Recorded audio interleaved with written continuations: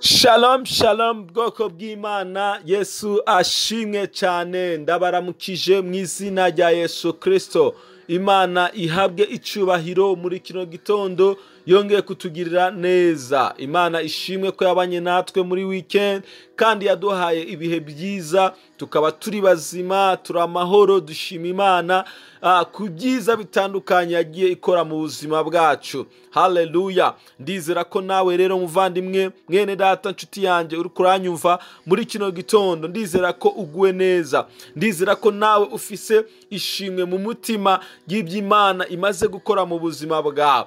Reka nkubwize ukuri, ingorane zose waba uri kuracamwo, intambara, ibigeragezo n'ibindi bitandukanye byose uri kuracamwo, haracara amahirwe yuko Imana yagira ikihindura. Hari icyo Imana yakora mu buzima bwawe. Haleluya. Na mbere uko Imana igira icyo ikora, kuba uriho, kuba uhumeka, kubasha kuvuga, ukora, ugendagenda, ukora mu mvumo zitandukanye, hari ishimwe muri kino gitondo ushobora guha Imana. Rero ndabakire mwese muri morning prayer, ni isengesho ryo mu gitondo, muri kumwe nanjye Arsene Ndikumana. Iki cyumweru rero ndifuza ko dusenga twinginga Imana kugira ngo ibane natwe muri indwi dutangiye. Iki cyumweru tuzakibonemwo ubwiza bw'Imana, tuzakibonemwo umugisha w'Imana, tuzakibonemwo kugendererwa kw'Imana mu buzima bwacu. Bene data, Imana yiteguye guhora ibana natwe, yiteguye guhora igenana natwe. Ni twebwe tugomba kuyemerera, ni twebwe tugomba kuyiha ikaze, ni twebwe tugomba kwibwira ngo Mana,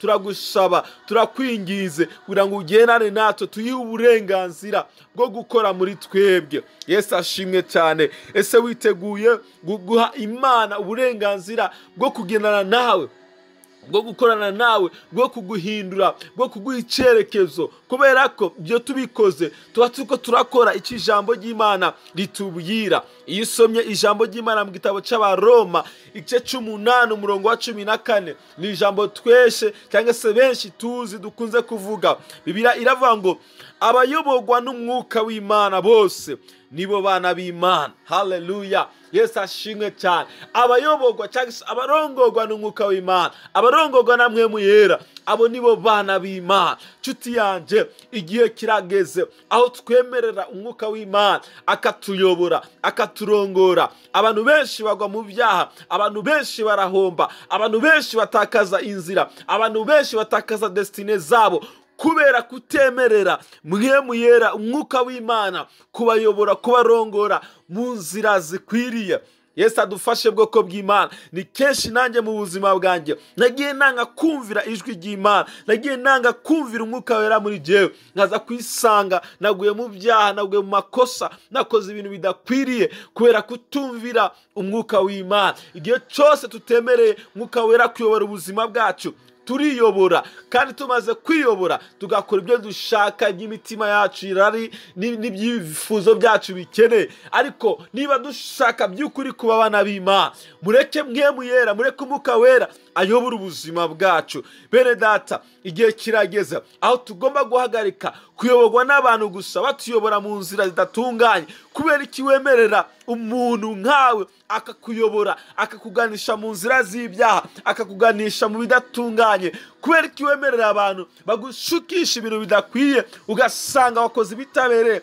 Emerera umwuka w'Imana muri iki cyumweru, emerera Mpwemu Yera kuyobora muri kino cyumweru. Niba by'ukuri uzi ko uri umwana w'Imana, uzi ko wavutse ubwa kabiri, reka wemerere umwuka w'Imana kuyobora. Nubwo byagusaba ikiguzi gikomeye, nubwo byagusaba kugira ibyo uretse, nubwo byagusaba kugira ibyo wigomwa, nubwo byagusaba kugira ngo hagire abo utandukana nabo, wemere umwuka w'Imana kuyobora. Kuko umwuka wera atuyobora mu nzira zitunganye, atuyobora mu mugambi w'Imana, atuyobora aho Imana ishaka. Iki gitondo n'iki cyumweru turimo ni icyumweru cyo kubwira Imana ngo Mana, reka umwuka wawe amanuke mu buzima bwacu, atuyobore, ayobore intambwe zacu, ayobore inzira zacu. Iyo mwuka wera hari, inshuti yanjye, ntabwo uzicuza mu buzima. niwemerera ko umwuka wera kuyobora, nagana kubwira ngo ntuzicuza na rimwe, kuko umwuka wera niwazi inzira ikwiriye, niwazi ibyo Imana ishaka ku buzima bwawe, niwabona ejo hawe hazaza,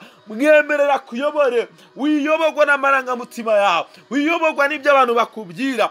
Reka Umwuka Wera ayobora ubuzima bwawe. Impamvu tutagera ku bikomeye, impamvu Imana itadukoresha ibikomeye, impamvu tutabona amateka yacu ahinduka, impamvu tubona ubuzima bukomeje kuba ubuzima busanzwe, nuko tutemerera Umwuka w'Imana. Bakozi b'Imana muriko muranyumva, abapasiteri, abapostozi, abaprofete, abavuga butumwa, mureke tuyoborwe n'Umwuka w'Imana. Nitumwemerera, nitwemerera Umwuka w'Imana ko akora mu buzima bwacu, ibimenyetso n'ibitangaza bizakoreka. Mwe muyazakorana natwe iby'ubutwari. Iki gitondo dusenge, twinginge Imana, tubwire Imana ngo Mana, reka Umwuka wawe tuyobore, ayobore intambuko zacu, ayobore ubuzima bwacu, mu izina rya Yesu Kristo. Tangira usenge muri kano kanya.